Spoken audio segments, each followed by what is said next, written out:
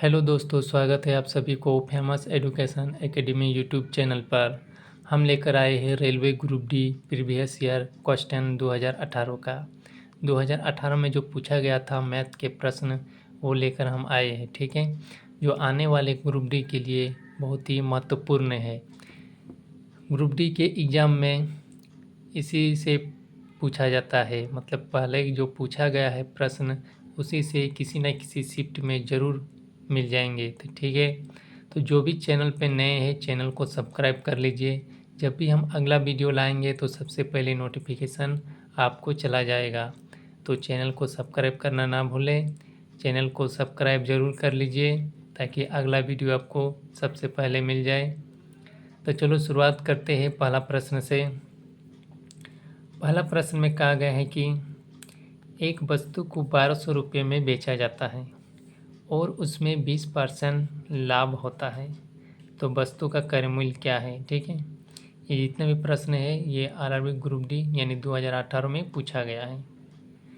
एक वस्तु है जिसकी 1200 रुपये में बेचा जाता है और उसे 20% लाभ होता है। जो 1200 रुपये में बेचता है उससे 20% का फ़ायदा होता है, तो वस्तु का क्रय मूल्य क्या है।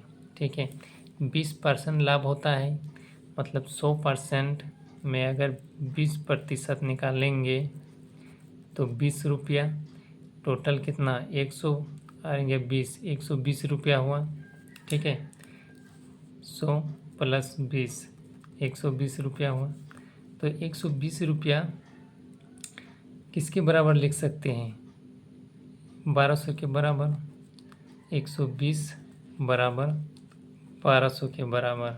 ठीक है, 120 रुपया का इधर लाभ हो रहा है तो तभी 1200 बेच रहा है तभी ना 120 रुपया का लाभ हो रहा है। तो ये 120 किसके बराबर, 1200 के बराबर। तो हमें पूछा गया है प्रश्न में वस्तु का क्रय मूल्य क्या है। तो क्रय मूल्य हमेशा क्या मानते हैं, 100 मानते हैं, 100। तो 100 बराबर हमें निकालना है x। देखो इसको ऊपर ऊपर में भी काट सकते हैं या फिर क्रॉस मल्टीप्लाई में भी कर सकते हैं। तो परीक्षा में ऊपर ऊपर ही काट के जल्दी आंसर निकाल लेंगे। ठीक है, और अभी हम थोड़ा डिटेल में बता देते हैं। x बराबर क्रॉस मल्टीप्लाई हो जाएगा 1200 इंटू 100, इधर इधर क्रॉस मल्टीप्लाई हो जाएगा बट्टे में 120। यहाँ से 2 जीरो कटा, 1 जीरो कटा, 1 जीरो कटा। ठीक है, 5 दूनी 10, 6 दूनी 12, यहाँ से कटा 6 दूनी 12, ऊपर में बचा 200 इंटू 5 यानी 1000। 1000 वस्तु का क्रय मूल्य आ गया। ठीक है, ये प्रश्न का आंसर है। देखो यहाँ ऊपर ऊपर ऐसे काट सकते थे, मतलब 1 जीरो यहाँ गया। ठीक है, 12 एक के 12, पूरा 100 से कट गया। तो x बराबर ये 100 ये 100, 12 10 से कटेगा, 12 10 120। तो x बराबर 100 इंटू 10 बराबर 1000। ऊपर ऊपर में कटता है और ऊपर नीचे कटता है, क्रॉस में मल्टीप्लाई हो जाता है। ठीक है, तो अगले प्रश्न की ओर चलते हैं। अगला प्रश्न में कहा गया है कि दो संख्याओं का लसा और मसा 180 और 15 है। यदि एक संख्या 45 है तो दूसरी संख्या क्या होगी। ठीक है, लसा और मसा 180 और 15 है, यानी लघुत्तम समावर्तक 180 और मासा यानी महत्तम समावर्तक 15 है। यदि एक संख्या 45 है तो दूसरी संख्या क्या होगी। तो इसका सॉल्व करते हैं। इसका एक सूत्र होता है फार्मूला LCM इंटू HCF। ठीक है, LCM इंटू HCF, चाहे इसको लसा इंटू मसा लिखो। ठीक है, बराबर फर्स्ट संख्या इंटू दूसरी संख्या। LCM कितना है यानी लसा कितना है 180, इसकी जगह लिख दिए। HCF यानी मसा कितना है 15, लिख दिए, बराबर फर्स्ट संख्या दिया हुआ है कितना है 45। तो हमें सेकंड संख्या निकालना है। तो देखो यहाँ से कट रहा है तो आपस में काट देते हैं। 15 तिया 45, 3 से कटेगा, 3 छः 18, यानी 60 बार में पूरा 3 से कट गया। तो सेकंड संख्या यानी दूसरी संख्या बराबर 60। यही प्रश्न का आंसर होगा। ठीक है, तो अगले प्रश्न की ओर चलते हैं। अगला प्रश्न में क्या कहा गया है देखते हैं। एक आदमी की आय 24,000 है। ठीक है, एक आदमी की आय कितना है? 24,000। यदि वह अपनी आय का 25% किराए पर और 40% भोजन पर खर्च करता है और शेष बचाता है तो उसकी बचत कितनी होगी? ठीक है, एक आदमी की जो आय है मंथली 24,000 है, इसमें से 25% किराए पर और 40% भोजन पर खर्च कर देता है तो कितना बचाता है वो प्रश्न में बोला गया है। मान ले 25% किराए पे खर्च करता है और 40% भोजन पर, टोटल कितना खर्च करता है? 5 4 2 6 65% खर्च कर देता है। तो आय को हम क्या मानेंगे? 100%। 100% मानेंगे। 100% में अगर 65% खर्च करता है तो बचाता कितना है? 65% चला गया, 100 में से 65% खर्च करके चला गया तो बचा कितना? 35%। ये 35% क्या है? बचत। 35% वो बचा रहा है। ठीक है, 35% वो बचा रहा है। टोटल कुल आय कितना है? 24,000। जबकि हम कुल आय कितना मानेंगे? 100 मानेंगे। 100% तो 100 मानेंगे। 100% बराबर 24,000। ठीक है, लेकिन 25% किराए पर और 40% भोजन पर खर्च करता है, टोटल 65% खर्च करता है। लेकिन वो बचाता कितना है? 100% टोटल आय है, उसमें 65% खर्च कर देता है तो 35% बचाता है। तो उसकी बचत हमें निकालनी है। तो 35% बराबर x। परसेंटेज से परसेंटेज कट गया। ठीक है, यहाँ से 2 जीरो कटा, यहाँ से 2 जीरो कटा। ठीक है, x बराबर 240 इंटू 35। इसको जब हम आपस में गुना करेंगे तो कितना होगा? देखो 240 को 35 से गुना करेंगे। 5 जीरो, 5 के 20 का जीरो, 5 दूनी 10 और 2 12, 3 जीरो, 3 चार 12, 3 दूनी 6 और 1 7, 0 0 2 दूनी 2 4, 7 और 1 8। कितना आ रहा है? 8,400। तो बराबर 8,400 रुपया हो जाएगा बचत। यही प्रश्न का आंसर होगा। ठीक है, अगले प्रश्न की ओर चलते हैं। अगला प्रश्न में कहा गया है कि किसी वस्तु का अंकित मूल्य 1500 है। यदि 20% छूट देकर बेची जाती है तो बिक्री मूल्य क्या होगी? ठीक है, अंकित मूल्य 1500 है, 20% छूट देता है, छूट देकर बेचता है। अगर 20% छूट देकर बेचता है तो कितना में बेचता है? टोटल 100%। ठीक है, टोटल 100%, उसमें से 20% छूट दे देता है तो वो 100 में 20 गया 80, यानी 80% पे वो बेचता है। ठीक है, अंकित मूल्य कितना है? 15,000। तो टोटल हम कितना अंकित मूल्य मानेंगे? 100 मानेंगे। तो 100 बराबर 15,000। तो हमें 20% छूट देता है, यानी 80% में वो बेचता है। 100% बराबर यहाँ है तो परसेंट चला गया, बराबर x।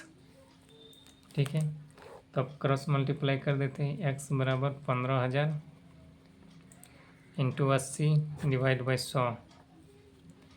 2 जीरो यहाँ से गया, 2 जीरो यहाँ से गया, ऊपर में बचा 150 इंटू 80।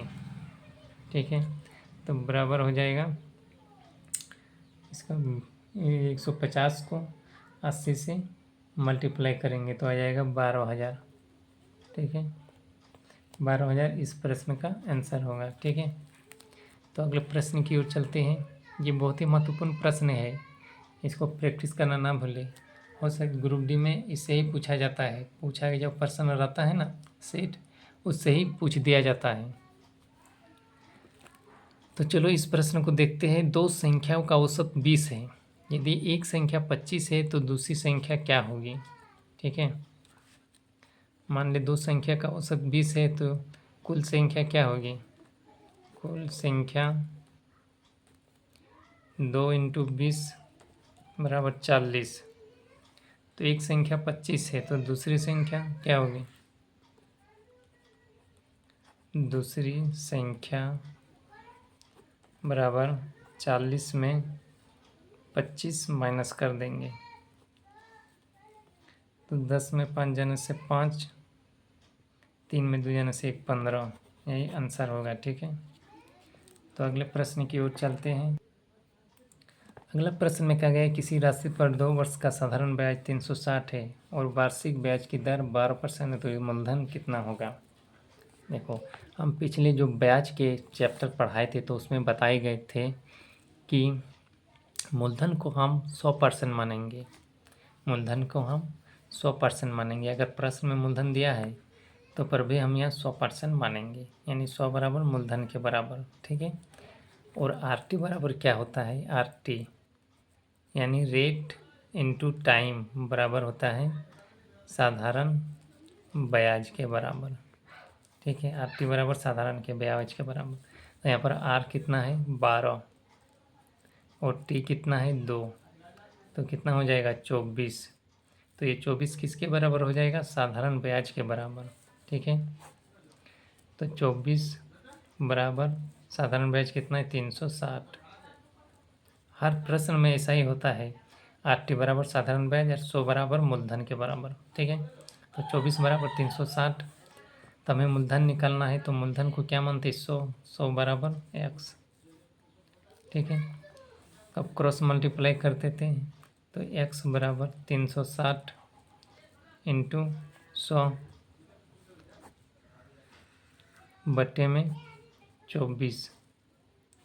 ठीक है, बटे में 24। देखो अब यहाँ से करेगा 12 दूनी 24, 12 तिया 36। ठीक है, अब 2 से कटेगा 2, 15, 30। ऊपर में बचा 15 इंटू 100 बराबर 1500। ठीक है, तो 1500 क्या हो जाएगा? इस प्रश्न का आंसर हो जाएगा। ठीक है, 1500 मूलधन आया। इस तरह से भी बना सकते हैं, साधारण ब्याज बराबर मूलधन इंटू दर गुणे समय बटे 100। तो साधारण ब्याज कितना दिया है? 360, इसकी जगह 360 लिखेंगे। मूलधन हमें निकालना है, दर 12 दिया है, समय 2 बटे 100। ठीक है, बट्टे में 100 कर दिए। देखो यहाँ से कटेगा 12 तिया 36, 2 से कटेगा 2, 15, 30। तो मूलधन बराबर ये 15 है, ये 100 क्रॉस मल्टीप्लाई हो जाएगा बराबर 1500। इस तरह से भी बना सकते हैं। अगला प्रश्न में कहा गया है कि किसी संख्या का 35% बराबर 420 है, तो संख्या क्या होगा? ठीक है, क्या होगी इसकी संख्या? 35% बराबर 420 है, तो इस 35% के बदले नीचे 100 आएगा और बराबर 420। ठीक है, देखो आप 35 कटेगा, ऊपर ऊपर में कटता है। ठीक है, या फिर इसको क्रॉस मल्टीप्लाई कर लेते हैं, इसके नीचे कुछ नहीं मतलब 1।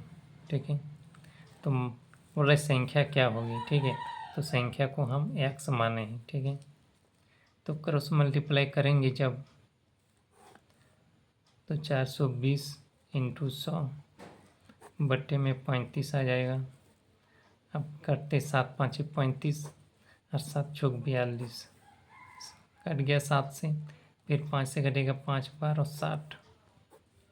ऊपर में बचा 12 इंटू 100 बराबर 1200। संख्या बराबर क्या है? 1200। यही प्रश्न का आंसर होगा। ठीक है, अगले प्रश्न की ओर चलते हैं। अगले प्रश्न में कहा गया है कि एक कार्य को 12 आदमी 20 दिन में पूरा करते हैं, वही कार्य 15 आदमी कितने दिन में करेंगे? ठीक है, एक काम है जो 12 आदमी लगते हैं और 20 दिन में पूरा कर देते हैं, तो वही कार्य को 15 आदमी लगेंगे तो कितने दिन में पूरा करेंगे? देखो इसमें 20 आदमी लग रहा है, 12 आदमी लग रहा है और 20 दिन में पूरा हो रहा है, तो अगर यहाँ पर 15 आदमी लगेंगे तो काम जल्द ही पूरा होगा। तो 12 आदमी 20 दिन लगता है, तो वही कार्य को 15 आदमी कितने दिन में लगेंगे। ठीक है, तो यहाँ से कटता है, देखो 4 5 6 20, 5 से काटते हैं, 5 4 20, 5 3 15, 3 से 3 4 12,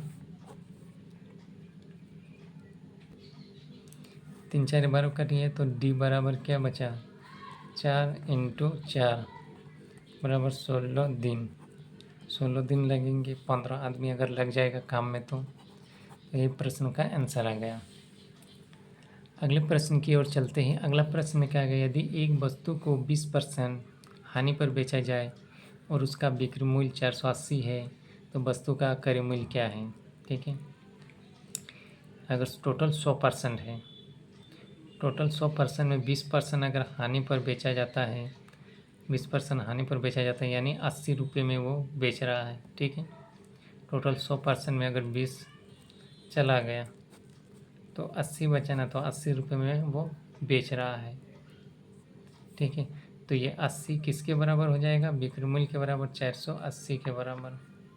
ठीक है, 480 के बराबर। तो वस्तु का क्रय मूल्य क्या होगा, वस्तु क्रय मूल्य हमेशा 100 मानते हैं, तो 100 का वैल्यू हमें निकालना है।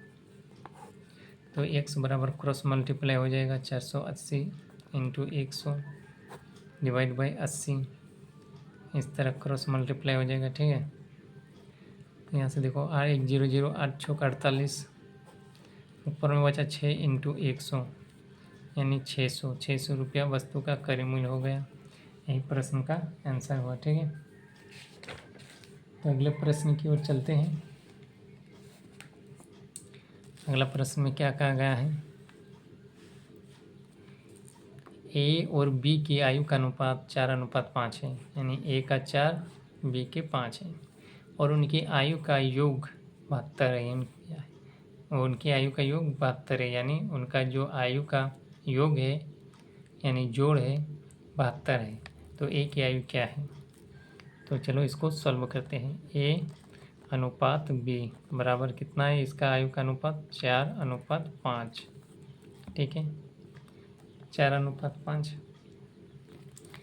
जबकि ए प्लस बी, ए और बी की आयु का जोड़ 72 है। ठीक है, तो इनको भी जोड़ लेते हैं, इनका जोड़ कितना है, 4 5 जोड़ लेते हैं, 4 5 9। ठीक है, 4 5 9। तो इस प्रश्न में कहा गया कि ए की आयु क्या है, यानी हमें ए की निकालना है। ठीक है, तो टोटल कितना है, 72, टोटल जोड़ कितना है 72 इंटू टोटल ए की निकालना है, ए का वैल्यू क्या है 4, तो ऊपर में 4 लिखेंगे और टोटल वैल्यू 9 नीचे आ जाएगा। टोटल जोड़ ए और बी का अनुपात का जोड़ 9 नीचे आ जाएगा और जिसका निकालना है उसको ऊपर में रखेंगे। ठीक है, अब काट देते हैं, 9 8 72, ऊपर में 8 है और 4 है, 8 4 है 32, यानी ए की जो आयु निकल के आया 32 वर्ष होगा। यही प्रश्न का आंसर है। ठीक है, अगले प्रश्न की ओर चलते हैं। अगला प्रश्न में कहा गया है कि किसी परीक्षा में 400 में से 280 अंक प्राप्त किए तो उसके प्रतिशत अंक कितने होंगे। मान लो 400 अंक हैं और उनमें से 280 नंबर प्राप्त किए तो उसके प्रतिशत अंक कितने होंगे। तो प्रतिशत अंक बराबर हो जाएगा 280 ऊपर होगा, जितना लाया है वो उतना ऊपर में होगा, और टोटल नीचे 400 होगा, और प्रतिशत करने के लिए 100 से मल्टीप्लाई। ठीक है, यहाँ से 2 जीरो, यहाँ से 2 जीरो गया, 4 7 28, यानी 70 बार में कट गया, यानी 70% वो अंक लाया। यही प्रश्न का आंसर है। ठीक है, तो अगले प्रश्न की ओर चल। अगले प्रश्न में आ गया। अगला प्रश्न में कहा गया है कि 40 आदमी एक काम को 60 दिन में पूरा करते हैं तो 30 आदमी वही काम को कितने दिन में पूरा करेंगे। 40 आदमी हैं तो 40 लिख लिए, 60 दिन है तो 60 लिख लिए, बराबर वही काम है, तो 30 आदमी है, 30 लिख लिए। कितने दिन में, यानी दिन पूछा है, यानी डे, डी लिख दिए। आपस में काट रहा है तो काट दो, 30 दूनी 60, तो डी बराबर यानी 3 हो जाएगा, 40 दूनी 80, 80 दिन लगेंगे। यही प्रश्न का आंसर होगा। ठीक है, अगले प्रश्न की ओर चलते हैं। अगला प्रश्न में कहा गया है कि एक परिराशि को 2 वर्ष में 20% वार्षिक चक्रवृद्धि ब्याज दर पर लगाया जाता है। यदि राशि 10,000 है तो कुल राशि कितनी होगी। ठीक है, मान ले 10,000 रुपया क्या है, मूलधन है, समय 2 वर्ष, और दर कितना दिया है, 20% प्रत्येक साल। तो बोला गया कि कुल राशि कितनी होगी। कुल राशि यानी ब्याज और मूलधन को मिलाकर कितना होगा, यानी मिश्र धन कितना होगा लास्ट में। ठीक है, तो देखते हैं, इसको प्रश्न को सॉल्व करते हैं। टोटल कितना है, 10,000। ठीक है, 10,000 है तो कितना परसेंट, 20%, 20/100। तो एगो जीरो यहाँ से घटा, एगो जीरो यहाँ से घटा, एगो जीरो, तो कितना हो गया, ऊपर में 1,000 बचा और 2, 1,000 गुनी 2 यानी 2,000 हो जाएगा। ये फर्स्ट साल कितना आया ब्याज, 2,000। इसमें तो 2 वर्ष का बोला गया है, तो ये फर्स्ट साल का हुआ। ठीक है, अब सेकंड साल का भी इतना ही आएगा। ठीक है, जो फर्स्ट साल का ब्याज आता है वो सेकंड साल का ही इतना ही आता है, इतना ही आएगा। और जो सेकंड साल का जो ब्याज जो दिया 2,000, उसके अलावा ये फर्स्ट साल का 2,000 का ब्याज का भी ब्याज लगेगा। ठीक है, ये 2,000 है ना, इसका भी ब्याज लगेगा 20%। 10, 200 दूनी 2 यानी 400। चक्रवृद्धि ब्याज मतलब क्या होता है, चक्रवृद्धि ब्याज मतलब ब्याज के ऊपर ब्याज लगाना। ठीक है, जो भी ब्याज मिल होता है उसके ब्याज के ऊपर भी ब्याज लगाया जाता है। मूलधन तो ऊपर ब्याज लगाया जाता है, लेकिन ब्याज के ऊपर भी ब्याज लगाया जाता है। मान ले 10,000 मूलधन था, 20% निकाले 2,000।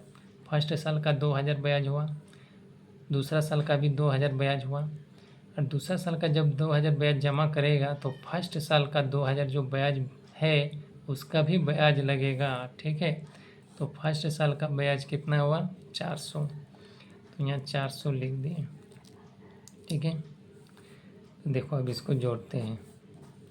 यहाँ पर 2,000, यहाँ पर 2,400, इन दोनों को जब प्लस करेंगे तो हो जाएगा 2 2 4,400। तो इसमें बोला गया है कि कुल राशि कितनी है। कुल राशि जब भी बोलेगा तो हमें मूलधन में ब्याज मिला देना है। तो मूलधन कितना है, 10,000, 10,000 मिला दो, तो ये 10,000 और 4,400 मिला देंगे तो कितना हो जाएगा, 14,400 रुपये। यही प्रश्न का आंसर हो जाएगा। ठीक है, तो अगले प्रश्न की ओर चलते हैं। अगला प्रश्न में क्या गया है कि 40 लीटर मिश्रण में, 40 लीटर मिश्रण है, दूध और पानी मिला के 40 लीटर है। ठीक है, जिसका अनुपात 7:3 है। यदि उसमें 8 लीटर पानी और मिला दिया जाए तो नया अनुपात क्या होगा। इस प्रश्न में सीधा सीधी बोला गया है कि 40 लीटर टोटल मिश्रण है, दूध और पानी मिला हुआ है 40 लीटर, जिसका अनुपात 7:3 है। यदि उसमें 8 लीटर पानी और मिला दिया जाए तो नया अनुपात क्या होगा। ठीक है, तो टोटल 40 लीटर मिश्रण है। ठीक है, तो सबसे पहले हमें दूध कितना है वो निकालेंगे, पानी कितना है वो निकालेंगे। ठीक है, सबसे पहले 40 लीटर मिश्रण है तो टोटल कितना है, अनुपात को जोड़ लेते हैं, 7 और 3 10। ठीक है, तो हमें पहले दूध का निकालेंगे, दूध कितना लीटर है, तो दूध का अनुपात कितना है, 7। ऊपर में 7 लिख लिया, नीचे में टोटल होगा 7 और 3 10, यहाँ से 10 4 40, ऊपर में बचा 7 × 4 यानी 28 लीटर क्या है, 28 लीटर दूध। तो पानी कितना है, पानी का भी निकालेंगे, 40 × पानी का अनुपात कितना है 3 लिख दिए, और नीचे में 7 और प्लस 3 10, नीचे में 10 लिखेंगे। 10 4 40, 3 × 4 यानी 12 लीटर पानी है। देखो इसमें से हमको क्लियर निकल गया कि 28 लीटर दूध है और 12 लीटर पानी में टोटल 40 लीटर मिश्रण है, उसमें से 28 लीटर दूध और 12 लीटर पानी। ठीक है, तो इस प्रश्न में बोला गया है कि 8 लीटर पानी मिला दिया जाता है। 12 लीटर पानी है और इसमें 8 लीटर पानी मिला दिया जाता है, तो टोटल 20 लीटर हो गया। तो हमें नया अनुपात निकालना है। तो दूध का कितना है 28 लिख दिए, पानी का कितना है या 20 लिख दिए। देखो आपस में कट रहा है, 7 4 28 और 5 4 20, यानी 7:5 जो नया अनुपात आएगा वो होगा। ठीक है, तो अगले प्रश्न की ओर चलते हैं। अगला प्रश्न में कहा गया है कि एक ट्रेन 60 किलोमीटर की गति से 180 किलोमीटर की दूरी तय करती है, तो समय कितना लगेगा। यानी एक ट्रेन है जो इसकी स्पीड कितनी है 60 किलोमीटर प्रति घंटा और दूरी कितना जाता है 180 किलोमीटर, तो कितना समय लगेगा। तो समय बराबर दूरी बटे चाल। टोटल दूरी कितना है 180, चाल कितना है 60, भाग दे देते 1 0 1 0, 6 तिया 18, यानी 3 घंटे लगेंगे। 3 घंटे, यही प्रश्न का आंसर होगा। अगले प्रश्न की ओर चलते हैं। अगला प्रश्न में कहा गया है कि एक आयत की लंबाई 18 मीटर और चौड़ाई 12 मीटर है, तो आयत का क्षेत्रफल कितना होगा। मान ले एक आयत है, इस तरह एक आयत है, इसकी जो लंबाई है 18 है। अगर लंबाई ये 18 है तो ये भी 18 होगा। ठीक है, आमने सामने भुजा समान होती है, और चौड़ाई 12 मीटर है, तो ये भी 12 होगा। ठीक है, तो इसका क्षेत्रफल कितना होगा ये बोला गया, मतलब इसका जो एरिया है ये बोला कितना होगा। तो आयत का क्षेत्रफल बराबर होता है लंबाई इंटू चौड़ाई। तो लंबाई कितना है 18, चौड़ाई कितना है 12। जब इन दोनों को गुना करेंगे 18 और 12, 18 और 12 को गुना करेंगे तो कितना आएगा 2 8 16, 2 1 3, 1 8 8, 1 1 1, 6 8 3 11, 1 1 216, यानी 216 मीटर स्क्वायर होगा। यही प्रश्न का आंसर होगा। ठीक है, आयत का क्षेत्रफल निकल के कितना है 216 मीटर स्क्वायर। तो वीडियो अगर पसंद आए तो लाइक ज़रूर करें, कमेंट करें और famous education academy YouTube channel को सब्सक्राइब कर लें, क्योंकि इसी चैनल पे हम वीडियो लाते हैं। तो चैनल को सब्सक्राइब करना ना भूलें। ठीक है, ये जितने भी प्रश्न हम सॉल्व किए ये काफ़ी महत्वपूर्ण प्रश्न हैं जो आने वाले ग्रुप डी में किसी न किसी शिफ्ट में ज़रूर पूछेंगे। ठीक है, तो आप चैनल को सब्सक्राइब कर लीजिए और वीडियो को लाइक कर लीजिए और कमेंट करें हमें वीडियो कैसा लगा। तो आज का क्लास यहीं समाप्त होता है, फिर मिलेंगे अगली क्लास में। तब तक के लिए धन्यवाद एवं जय हिंद।